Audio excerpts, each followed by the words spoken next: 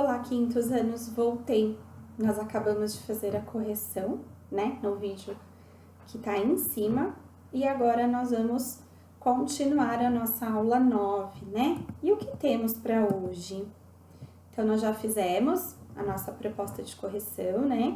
Essa proposta foi feita na aula 8. Nós já fizemos essa correção. Nós vamos trabalhar hoje com as páginas 60 e 61. Ela trabalha, o tema é cidades e impérios da Mesopotâmia. Nas páginas 62 e 63, o tema é intercâmbios culturais e uma cultura em comum, ainda sobre o tema da Mesopotâmia. Temos ainda um registro no caderno e uma atividade proposta no Padlet, que depois eu vou explicar para vocês no final. Tudo bem? Então, precisa acompanhar o vídeo. Bom, já damos o ok aí na nossa proposta de correção que ela já foi feita e vamos seguir. Cidades e impérios, né? Então, as cidades e os impérios da Mesopotâmia. Quem lembra o que é a Mesopotâmia? Então, nós já trabalhamos, já falamos um pouquinho sobre a Mesopotâmia, né? Ela é uma região que ficava entre os rios Tigre e Eufrates, e Mesopotâmia significa entre rios, né? Então, para dar uma clareada aí, para lembrar um pouquinho do que era a Mesopotâmia, eu vou trazer algumas informações para vocês. Então, vejam só. E vou contar algumas coisas que vocês acho que ainda não sabiam. A Mesopotâmia, ela é a terra da Mesopotâmia, dessa região aí, ela é uma região desértica, né? Então, a terra não era boa, mas havia algo de especial. Por esse povo estar entre os rios aí, eles acabaram usando isso ao seu próprio favor. De que maneira? Eles colocaram os rios a favor deles. E aí sim conseguiram plantar e usar o rio como meio de transporte e até de comércio, né? Então, muitas pessoas através de barcos vendiam, então eram lojas flutuantes, né? Então, essas lojas passavam de um rio para o outro, passavam de cidades em cidades, então era um comércio flutuante. Além disso, essa região conseguiu ficar com uma terra fértil para plantação, né? Coisa que antes essa terra não tinha como ser assim, por conta de estar numa região muito seca, né? Vamos lembrar que eles estão próximos ao Egito, né? Numa distância relativamente perto, né? Então, se a gente lembra de Egito, a gente lembra de areia, né? De pirâmide, de muita areia. Não era diferente na Mesopotâmia, né? Mas aí eles conseguiram ter uma ideia bem legal e usaram os rios a favor desse povo aí para poder fazer com que essa terra ficasse fértil e, além disso, favorecer o comércio para eles, né? Que é esse comércio fluvial. Fluvial vem de água do rio, né? No sentido de água do rio. Bom, e como é que chamava esse povo que morava aí, né? Eles eram os sumérios, né? Os sumérios, eles moravam nessa região e eu coloquei uma imagem aí para vocês entenderem como era essa região. Percebe que a terra, onde tem essas habitações aí, ó, ela é uma terra sem verdinho, né? Porque ela era uma terra de areia, assim, né?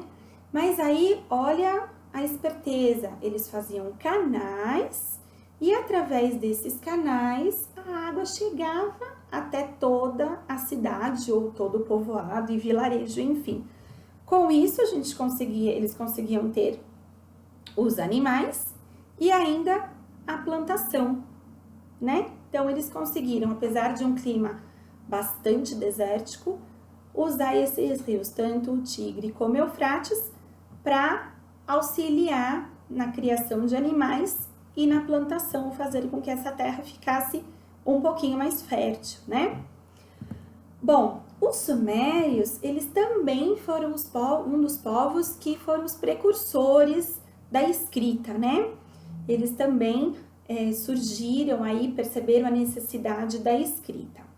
Nós também, quando falamos de cidade, de surgimento das cidades, nós vimos que eles tinham pequenas cidades num espaço muito grande e que todas elas eram autônomas, né? Então, eram pequenos países, né? Como se fossem pequenos países, cada um com a sua regra, cada um com a sua lei, cada um da sua maneira, né? Essa é uma das características desse povo da Mesopotâmia, né?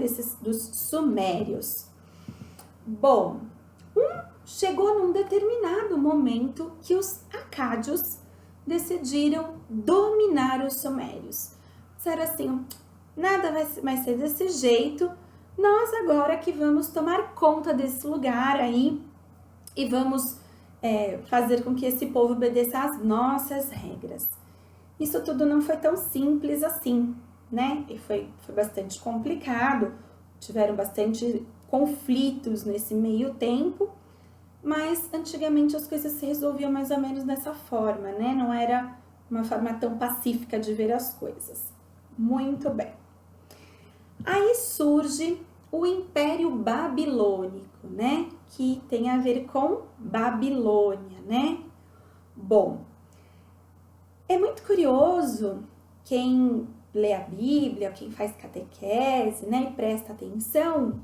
Essa parte da história que eu tô contando para vocês tem na Bíblia, né? Surge nesse meio tempo aí, esse império a Babilônia decide tomar conta desse lugar. E aí, se a gente está falando de império, a gente está falando de alguém que domina, né? Um rei, um imperador. E surgiram vários imperadores, entre eles tinha um imperador chamado Nabucodonosor. Esse personagem aparece na Bíblia, né? E pelo que a gente vê na Bíblia, ele é uma pessoa assim muito rude, né? Ele queria as regras do jeito dele, ele queria que acreditassem nos deuses dele, uma pessoa muito rígida. E não foi diferente, né? Ele submeteu esse povo da Mesopotâmia a duras penas, a duros moldes, né? Bom, a Mesopotâmia acabou sendo dominada pelos babilônios, né? Dominada por esse povo, regida por um rei. Houveram vários, entre eles Nabucodonosor. Esse povo era um povo estudioso, né? Era um povo que se baseava nos astros, no estudo da astrologia e da astronomia, e aí eles tinham um calendário que auxiliava em que época deveria ser plantado e o que deveria ser plantado. E aí Nabucodonosor, que eu já contei um pouquinho dele para vocês, ele era um homem que gostava de coisas gigantes, de coisas assim mega, né? E conta-se na história que ele gostava de jardins suspensos. Só que, gente, vamos pensar um pouquinho, né? A gente estava falando de uma região super deserta, de uma região difícil de água, né? Assim, a terra não era fácil de plantar. E não era tão simples, né? Foi ficando mais fácil porque eles usavam os rios, mas não era uma coisa assim tão fértil como a gente tem hoje na nossa terra, né? Como o Brasil, por exemplo. E aí ele decidiu que ele queria muitos jardins suspensos, né? E conta-se na história que as pessoas faziam esses jardins, eu vou mostrar uma imagem para vocês aí, e as pessoas tinham que carregar nos ombros os baldes para regar esses jardins aí. Vamos pensar que a gente não tinha tecnologia para fazer com que a água subisse, que levasse a água lá para cima, para regar tudo.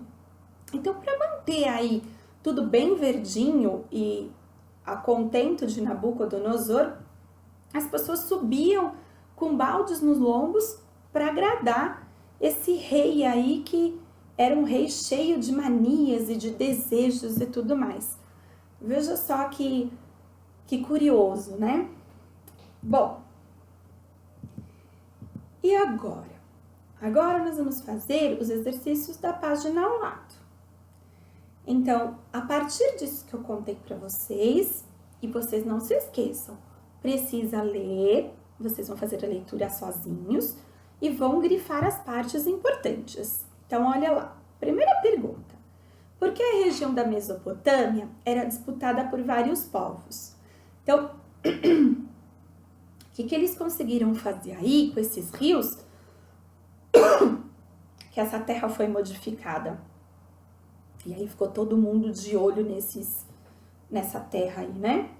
Tem aí, já contei para vocês. 2. Quais foram as principais transformações políticas que ocorreram na região da Mesopotâmia com o domínio dos acádios? Também já contei, né? Fiz uma retomada de como que era aí, como os sumérios viviam. E aí, tem uma palavrinha-chave aí, né?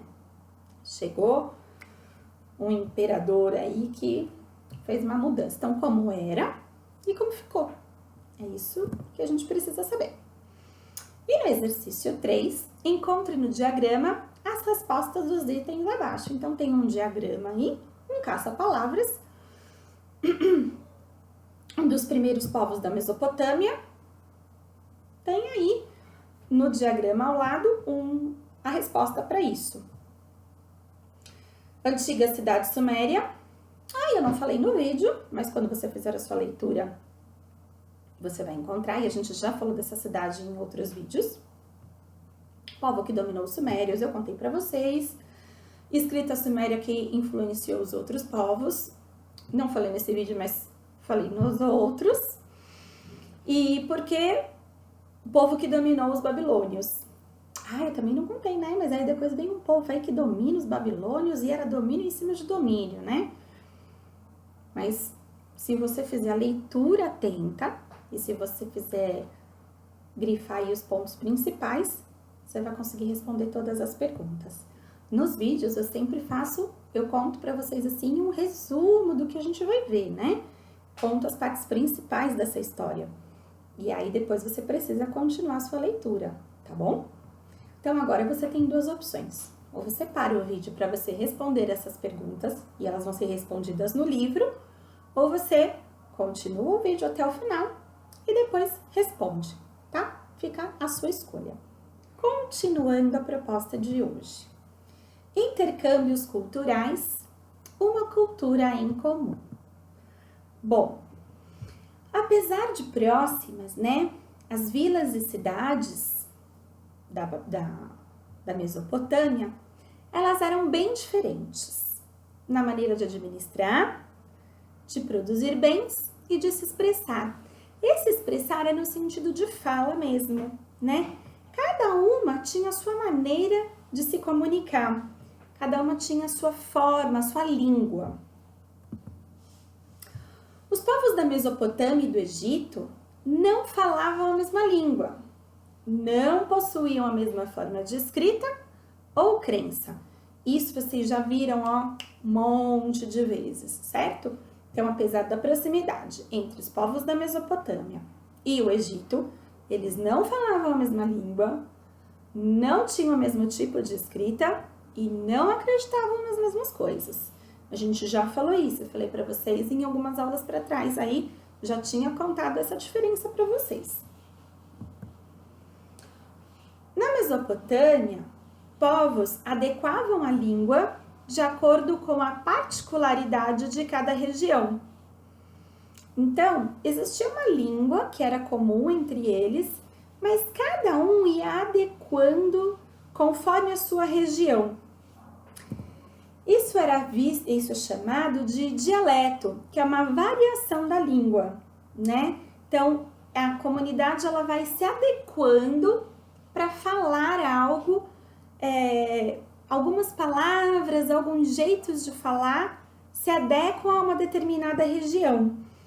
Então, veja só, certamente você tem algumas palavras que alguém da sua família fala, geralmente uma avó, um avô fala, que você pensa assim, nossa, mas o que isso quer dizer? Né? Eu tenho origem de várias culturas, né? Então, eu tenho origem de 3 países diferentes aí. E aí, na minha família, a gente costuma falar atilho, né? Sabe o que é atilho? Pôs um pouquinho aqui, o que será que é atilho? Pra mim, atilho é isso aqui. É um elástico. Todo mundo fala elástico. Elástico de dinheiro. Pra mim, o elástico é um atilho, né? Isso quem falava eram meus avós italianos. Elástico é um atilho. Tem uma outra palavrinha que a minha avó portuguesa falava muito e que às vezes eu falo aqui em casa e meu marido faz assim pra mim. É o estrugido. Ele fala pra mim, o que é isso? Não sei o que é isso, estrugido. Você sabe? Então, pra minha família, estrugido é isso aqui. É o refogado.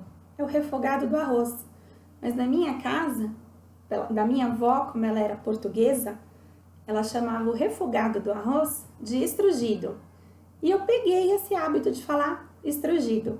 Como outras palavras eu também uso e que às vezes as pessoas ficam me olhando. Bom, essas são algumas das palavras que a gente usa na minha casa, por termos origens, por vivermos com pessoas de outras origens, né? E você?